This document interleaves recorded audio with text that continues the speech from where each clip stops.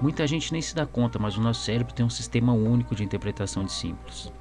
Ele pega momentos e informações importantes e assimila com certos símbolos, e assim que a gente vê aquilo, automaticamente a gente se recorda da mensagem, ou a mensagem fica impenetrada na nossa mente. Por isso que muitas empresas investem tanto em simbologia. A gente até chama isso de branding, que é um logotipo, cores, formação da marca, slogan. Mas será que tudo isso é importante mesmo? Será que esses efeitos do cérebro são reais? Será que os símbolos são capazes de influenciar a gente? Bom, eu sou o Diego e é sobre isso que a gente vai falar hoje.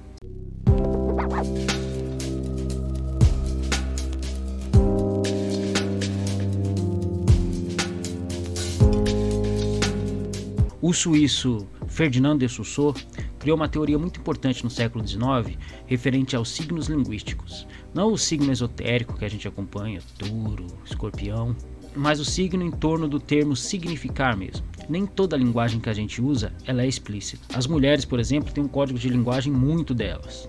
Quando elas dizem pode ir, sendo que elas querem dizer se você for vai ter briga. Ou quando elas dizem não quero, quando elas querem dizer, claro que eu quero, só que você precisa insistir, entre outras coisas. Isso na pequena comunicação do dia a dia já pode causar certo desconforto, mas a comunicação de massa, ela gera muito mais problemas. Então, por isso que as pessoas se agarram muito aos símbolos. A comunicação publicitária, a comunicação política é a que está mais cheia delas. Por exemplo, durante as campanhas políticas é muito comum a gente ver os políticos comendo pastel com caldo de cana na feira. Isso é quase uma tradição. Mas a mensagem não é só tradicional. Tem uma mensagem por fora ali. Saussure diz que o signo é dividido em duas partes, o significante e o significado. Nesse caso de comer pastel com caldo de cana, a mensagem a se passar é o significante. Ou seja, a mensagem que ele está dizendo é o seguinte, olha, eu sou como vocês. Eu tenho os mesmos hábitos que vocês, eu sou do povo, confie em mim. E a mensagem recebida é o significado. As pessoas recebem como, olha, tá vendo como ele faz o mesmo hábito que eu? Eu também como pastel na feira, eu também como caldo de cana. Ele tem os mesmos costumes, então eu vou confiar nele. Então você tem a mensagem enviada por trás daquilo e a mensagem recebida. É claro que em comunicações muito mais complexas, os símbolos se fazem muito mais presentes. Compreendida essa teoria do Saussure, a gente pode observar muito mais claro as comunicações. Recentemente a gente teve as campanhas eleitorais aqui no Brasil. E a gente pode perceber como ela foi polarizada, que os dois grupos se dividiam muito forte com seus símbolos. Primeiramente, as cores. Um usava o vermelho e o outro trajava o verde e amarelo. Um grupo fazia a arminha com as mãos, o outro fazia o L, e entre tantos outros símbolos. Pode até parecer que é bobagem ou que isso não faz tanta diferença, mas isso influencia demais, porque esses símbolos nos colocam em grupos, e todo mundo quer pertencer a um grupo. Joseph Goebbels foi o chefe da propaganda nazista, e para muitos o pai da propaganda como um todo, e eu acredito que ninguém aplicou tantos símbolos a uma causa quanto ele. E quanto ao tenebroso momento da história que nós vamos analisar. Vamos ver quais foram os principais símbolos utilizados na campanha nazista.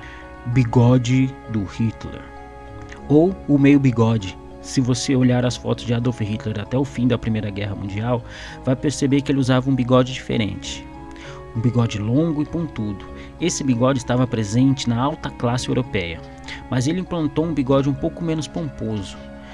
O meio bigode era símbolo dos homens mais humildes. A gente pode ver ele sendo usado por Charlie Chaplin. Esse sempre interpretava homens mais pobres e humildes da baixa classe.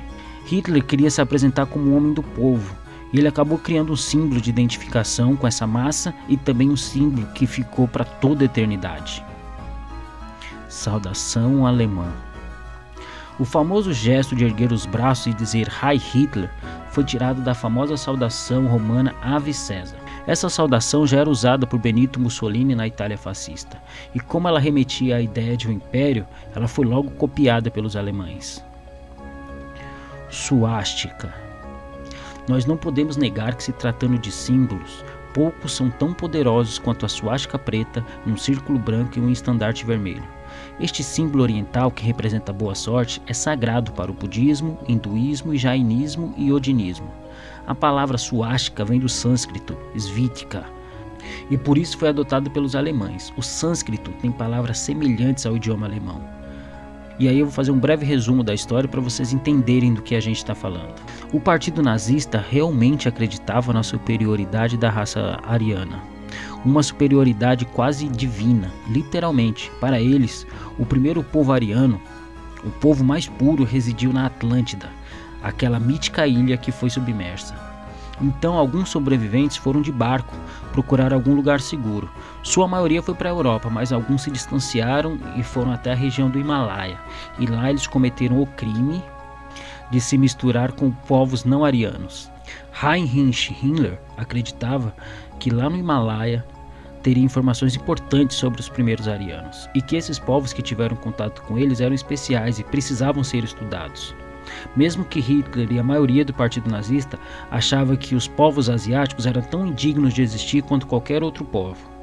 Mas em 1938 uma expedição ao Tibete foi realizada, onde foram muito bem recebidos, mas eles estavam ali para medir crânios, narizes, orelhas e até mesmo fazer molde do rosto das pessoas para a ciência confirmar suas teorias a respeito da mitologia de Atlântida. Uniforme. Esse não podemos esquecer, nada identifica mais um grupo do que um uniforme, e nada passa tantas mensagens quanto ele. E a mensagem era clara: faça parte desse grupo exclusivo e especial. O partido nazista convocou um de seus membros mais apaixonados, Hugo Ferdinand Boss, para desenhar e produzir os mais belos uniformes militares do mundo. Isso mesmo que você está pensando, aquele Hugo Boss. A tarefa dele foi muito importante, porque os membros do partido nunca eram vistos sem uniforme. Era um elegante terno que servia para qualquer ocasião, e servia também para produzir interesse para ingressarem à causa. Se comparar os uniformes dos três principais exércitos da Segunda Guerra Mundial, Estados Unidos, União Soviética e Alemanha, você vai perceber como os perdedores deram atenção e requinte ao seu fardamento. As construções megalomaníacas, os desfiles uniformizados com a população segurando tochas, os uniformes de grife, tudo isso era o figurino perfeito de uma grande ópera, e as pessoas se sentiam fazendo parte de uma lenda. Terceiro Reich. Essa palavra em alemão quer dizer simplesmente reino, e ela falava em ser o terceiro reino. Mas quais eram os outros dois? Bom, vamos para a história. Depois do Império Romano atazanar a vida dos povos germânicos, o Império acabou caindo, e o cristianismo subindo, embora muitas tribos bárbaras não se submetessem a um único Deus.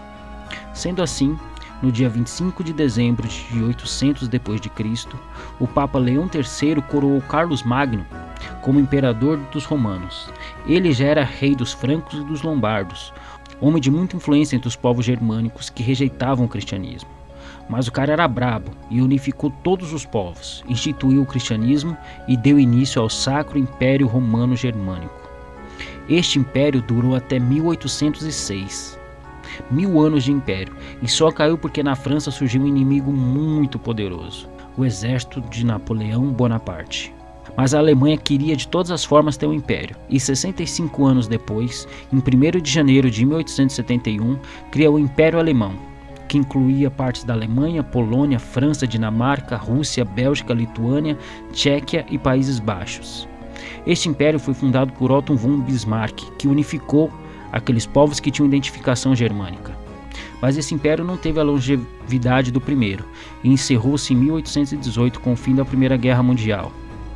E com o Tratado de Versalhes, que não só dissolveu todo o império, como aplicou duras punições na Alemanha, que ficou bem próxima da falência, conhecendo bem de perto a fome e a hiperinflação. A simbologia era algo tão importante para os alemães que em 1918 o Tratado de Versalhes foi assinado dentro de um vagão de trem. Este mesmo vagão estava no museu na França. E quando a França foi invadida e dominada pelos alemães, e para completar a humilhação do inimigo, Hitler exigiu que o Tratado de Rendição da França fosse assinado naquele mesmo vagão. Sendo assim, os soldados alemães arrombaram o museu e empurraram um vagão de trem até próximo da localização onde o Tratado de Versalhes foi assinado. Hitler recriou dentro daquele vagão todos os acontecimentos de 1918. Porém, ele estava sentado agora na posição que o comandante francês estava sentado no fim da Primeira Guerra Mundial. E o comandante francês dessa vez estava sentado no lugar onde o perdedor alemão estava sentado em 1918. Essa difícil recriação dos fatos de 1918, agora com os vencedores do outro lado, mostra o quanto os símbolos mexem com as pessoas. Como essa comunicação pouco verbal tem tanto poder e influência. Hitler foi ovacionado pelo povo alemão quando retornou para a Alemanha. Ele não só tinha vencido os franceses, mas como tinha vingado e criado um novo símbolo que os alemães poderiam se orgulhar pelo resto da vida. Vindo para a história mais recente e muito menos sangrenta, em 1994 a empresa sueca Ericsson começou a desenvolver um projeto que facilitasse a comunicação entre dispositivos celulares no curto alcance. Os estudos continuaram e foi visto um grande potencial nisso.